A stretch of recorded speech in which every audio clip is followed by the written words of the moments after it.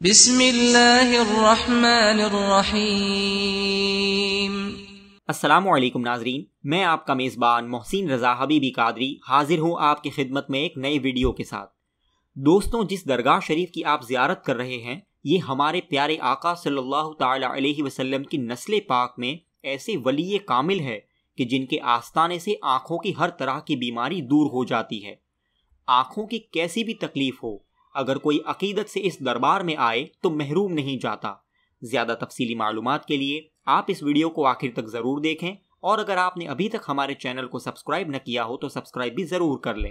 دوستوں، ان ولی کامل کا مبارک نام حضرت سید احمد ایدروسی رحمۃ اللہ تعالی علیہ ہے۔ آپ کا لقب شہاب الدین عربی ہے۔ آپ صحیح النسب سادات حسینی ہیں اور امام زمانہ حضرت سیدنا امام جعفر صادق رضی اللہ تعالی عنہ کی اولاد پاک میں سے ہیں۔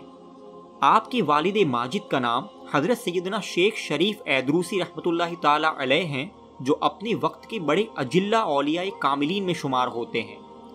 آپ کی پیدائش مبارک ہجری 949 میں حضر موت کے قصبہ تریم میں ہوئی۔ آپ کی ولادت کے بعد آپ کے والد ماجد حج بیت اللہ کی ادائیگی کے لیے مکہ معظمہ تشریف لے گئے۔ حج سے فارغ ہو کر آپ کے والد دریا کے راستے گجرات کے سورت بندر پر تشریف لائے۔ وہ زمانہ سلطان محمود بیگڑا کا تھا۔ جب سلطان کو خبر ملی کہ اتنے زبردست عالم ربانی اور ولی کامل سورت تشریف لائے ہیں تو انہوں نے بڑی شان و شوکت سے آپ کا استقبال کیا اور بڑی عقیدت سے پیش آئے۔ سلطان نے حضرت شیخ شریف ایدروسی علیہ الرحمہ سے گزارش کی کہ آپ شہر احمد آباد میں قیام فرمائے اور اسے زینت بخشے۔ سلطان کی التجا پر آپ شہر احمد آباد تشریف لائے اور یہیں قیام فرمایا اور اپنے فیضان و کرم سے عوام کو خوب مالا مال کیا۔ اگر آپ حضرت کی مکمل سیرت کو جاننا چاہتے ہیں تو احمد آباد کی پلے لسٹ سے ان کی ویڈیو ضرور دیکھیں۔ بہرحال حضرت شیخ شریف ایدروسی رحمۃ اللہ تعالی علیہ کے یہ نور نظر حضرت سید احمد ایدروسی رحمۃ اللہ تعالی علیہ نے اپنے والد کی غیر موجودگی میں اپنی والدہ سے علم دین حاصل کیا اور ابتدائی کتابیں ان سے پڑھی۔ آپ کی والدہ کے بعد آپ مزید تعلیم کی خاطر اس دور کے بڑے بڑے علماء کی بارگاہ میں پہنچے اور علم دین حاصل کیا، جن میں حضرت سید عبد الرحمن بن شہاب الدین، حضرت شیخ احمد بن علوی اور حضرت شیخ احمد بن حسین الایدروس جیسے مائے ناز عالموں کا شمار ہوتا ہے۔ والد گرامی کو ملنے کی تڑپ اور ان سے نعمت ظاہری اور باطنی حاصل کرنے کی لگن آپ کو اپنے وطن تریم سے احمد آباد لائی۔ آپ تریم سے دریائی راستے روانہ ہوئے اور گجرات میں سورت بندر پر اترے اور وہاں سے احمد آباد تشریف لائے۔ والد گرامی کی خدمت میں حاضر ہوئے اور ان سے علم ظاہر و باطن دونوں حاصل کیے۔ کچھ مدت تک والد گرامی کی خدمت میں رہنے کا شرف پایا اور پھر اجازت لے کر واپس اپنے وطن تریم پہنچے۔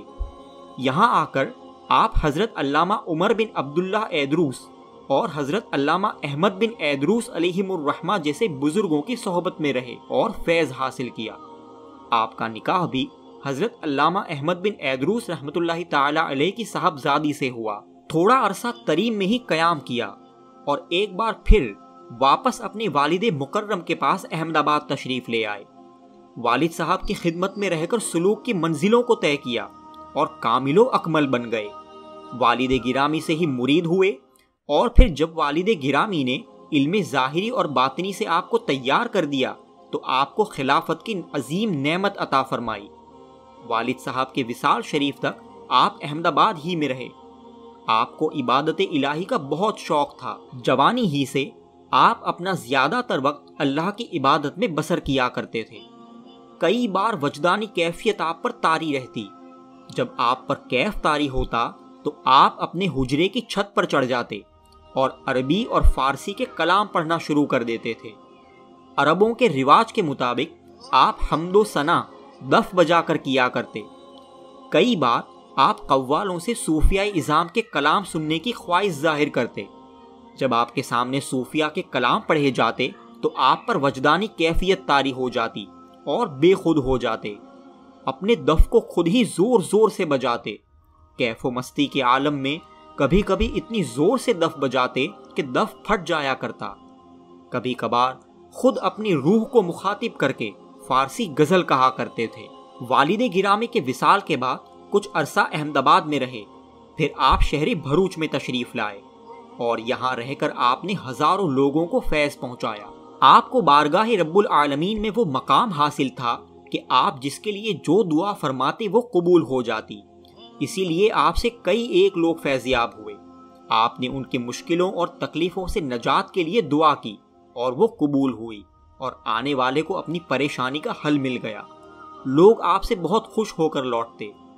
ہجری 1022 میں دریا کے راستے جب پورتگیز نے تیسری بار بھروچ پر لوٹ مار کرنے کے ارادے سے حملہ کیا تو لوگ بہت گھبرائے اور آپ کے پاس دعا کروانے کے ارادے سے پہنچے۔ اس وقت آپ بیٹھے ہوئے تھے۔ لوگوں نے اپنی فریاد سنائی، آپ نے بغور سنی لیکن خاموش رہے اور لیٹ گئے۔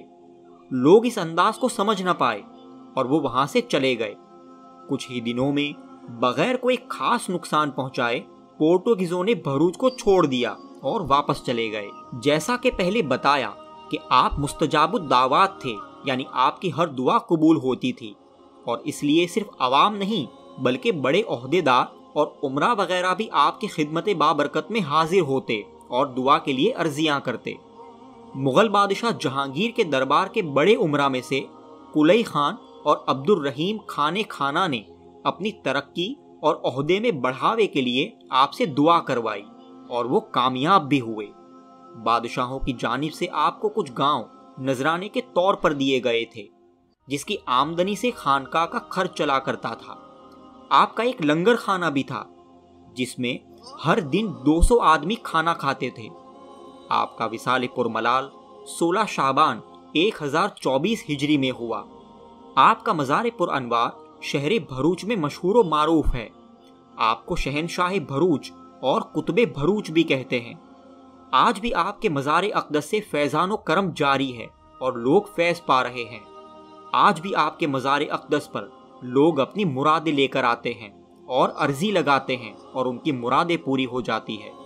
مزار پاک سے کئی بیماروں نے شفا پائی، پریشان حالوں کی پریشانیاں دور ہوئی اور مصیبت زداؤں نے اپنی مصیبت سے چھٹکارا پایا، اور خاص طور پر آپ کے مزار شریف پر آنکھوں کی تکلیف اور بیماری والے لوگ حاضر ہوتے ہیں۔